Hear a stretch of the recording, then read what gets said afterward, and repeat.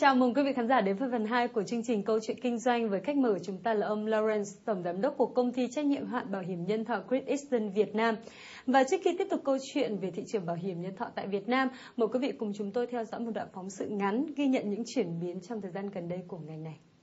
Đối với ngành bảo hiểm nhân thọ, kênh phân phối qua đại lý đến nay vẫn là kênh phân phối chính, đóng góp khoảng 99% doanh thu khai thác mới.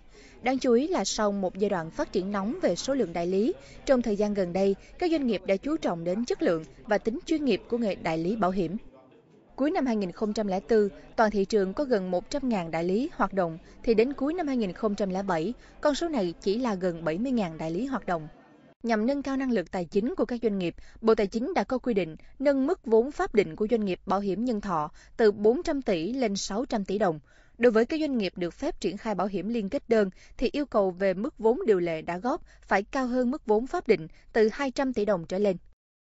Mặc dù đã có những bước phát triển dài, nhưng có thể thấy, đến nay, thị trường bảo hiểm nhân thọ Việt Nam vẫn còn rất nhỏ bé và vẫn đang trong giai đoạn hình thành. Bên cạnh đó, thị trường bảo hiểm nhân thọ Việt Nam cũng đang gặp phải một số thách thức đối với sự phát triển bền vững. Một trong số đó là băn khoăn của khách hàng về sản phẩm và dịch vụ. Khi cô con gái đầu lòng 8 tuổi, thì cũng là lúc mà thời điểm tôi bắt đầu suy nghĩ về cái tương lai sau này của con mình. Tôi bắt đầu tìm hiểu về bảo hiểm. Hiện tại ở Việt Nam cũng có rất nhiều công ty bảo hiểm và cũng có rất nhiều loại sản phẩm, và tôi rất là băn khoăn không biết có loại sản phẩm nào nó vừa mang tính chất bảo vệ con mình nhưng nó cũng vẫn có một cái khoản đảm bảo an toàn sau này. Hiện tại thì cái quan tâm của gia đình tôi đó là vấn đề về sức khỏe. Đấy thì với cái tình trạng rằng là bệnh tật rất là phổ biến và cái chi phí về viện phí hiện tại là tăng lên rất là nhiều trong những năm vừa qua, thì nên do đó chúng tôi đang muốn gia đình tôi cũng muốn tìm hiểu một cái sản phẩm bảo hiểm mà nó có thể nó đáp ứng được cho cái nhu cầu về bảo vệ sức khỏe của chúng tôi. Xin mời quý vị tiếp tục theo dõi cuộc trò chuyện của chúng tôi ngày hôm nay. So the clip showed the challenges of life insurance industry in Vietnam. Firstly, we talk about the inflation, raising commodity prices. People believe in long-term investments, such as long-term insurance policy decreases. So, rise in the short-term interest rates increases fierce competition for the life insurance products. Is this right? In terms of thinking, sentiment, in a sense, you are right, but you have to look at it longer term.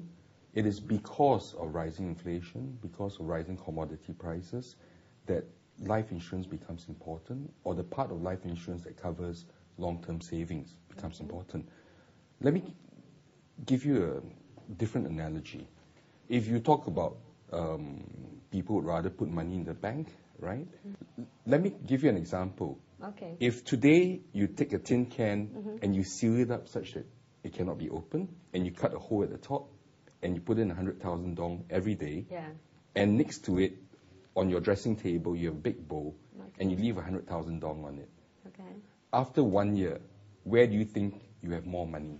In the tin can or in the open bowl? Okay. Obviously a tin can, because you can't take the money out.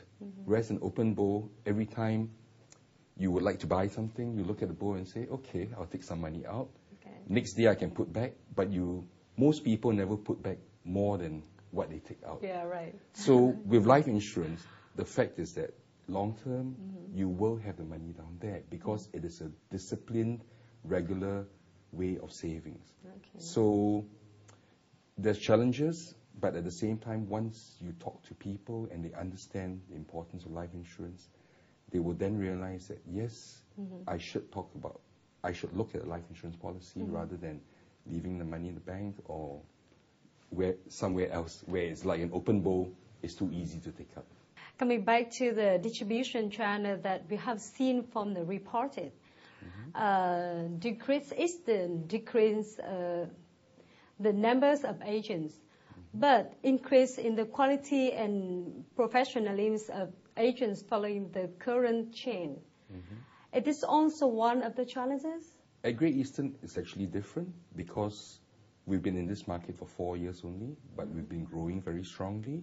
So unlike the trend where the number of agents is going down, we are still increasing the number of our agents, but at the same time, we are ensuring that we are training them such that they can be, the term we use is trusted and professional advice.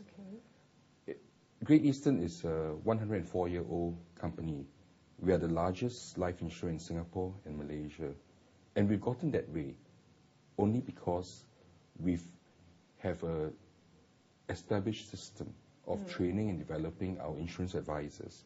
And that has worked in Singapore, that has worked in Malaysia. And of course, now we're introducing in Vietnam, working on a proven successful formula.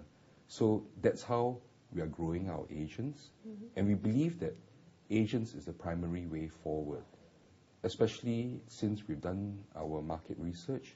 And as you know, in terms of the psyche, in terms of the thinking and feeling of most Vietnamese, they would like to deal with people face to face rather than over a counter, over a telephone or some other means. So that's why the agent is an important part of it. And where Great Eastern is concerned also, what we believe in is we believe in taking in agents from the beginning. In other words, we like to bring them in fresh, train them up, and so that they can have the proper development platform in order to do that. And part of what we're doing, which we call talent hunt and identification, is that we're actually starting young. We are starting from university undergrads so that we can train them and encourage them for a career once they graduate. But some agents approaching customers often mention unfortunate circumstances such as death or accidents. That frighten customer. It does, yes. Unfortunately, it does. That is a fact of life. It does happen, but you are right. We do not need to highlight it too much. So that's why at Great Eastern, we train our advisors, we train our agents, but at the same time, our own philosophy is that we would like our customers to live better, to live healthier, and to live longer. And as such, therefore, they live great. So we focus on life and living and not death or death and dying. So are there any other more friendly approaches? Yes. Other than that, what we are talking about is, again, how we put it at Great Eastern. At Great Eastern, we are not just a life insurance company anymore. We are a life company. So that's how we focus on what are the positive aspects of it. You buy life insurance so that when you retire, you will have a retirement savings, a nice pot of money there. You buy life insurance so that when your children have to go to university, they are assured of money there to fund their university education. You buy life insurance so that in the event sickness does happen, you will always have peace of mind, financial peace of mind. That's what we keep talking about, right? To be able to not have to worry about money. Although legal regulations on life insurance business are improved, are there still many not catching up with the industry's development? What are the gaps? There are always gaps between regulations and improvements. But what I would like to emphasize is actually Vietnam has a very progressive market. The Ministry of Finance has done a lot to ensure that there's stability, that there is soundness in the life insurance industry, in the practice of life insurance in Vietnam. So that's a very positive aspect of it. The negative aspects, unfortunately, since you asked, is basically boils down to how the individual companies are managed. So I would rather just comment on at Great Eastern that we believe that governance, keeping to regulations is important. And at the same time, because we have many operations in Southeast Asia, that's the part that we ensure that happens. Maybe if you were to think about it, we are headquartered in Singapore, and the Monetary Authority of Singapore is one of the leading regulators. So you can be assured that Great Eastern functions and operates very much within regulation. Okay. One problem that I mentioned it here is the investment activities of life insurance industries in recent years has many difficulties. About 90% of their investment is in government bonds and commercial bank deposits. So, is this the same in Great Eastern? Given the range of investments that we are able to put in, we are quite similar with the rest of the industry, as you said. However, it is not worrying because the investments in each country depends on the range of assets available. So I believe that as Vietnam grows, and Vietnam has been growing so strongly in the last 5-10 years, that the options for investable assets will increase over time. You have a stock market that's already there in Hanoi, in Ho Chi Minh City, and that will increase. And as it increases, there will be more stability, and therefore then options for investments will be available. The property market is coming back. Yeah. So again, with stability, with what the government has been doing to ensure steady progress, then those will be options too.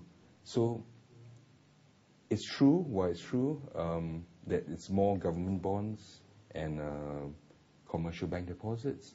There's also one more element over time, and that will be corporate bonds. That actually would be quite relevant. It's how the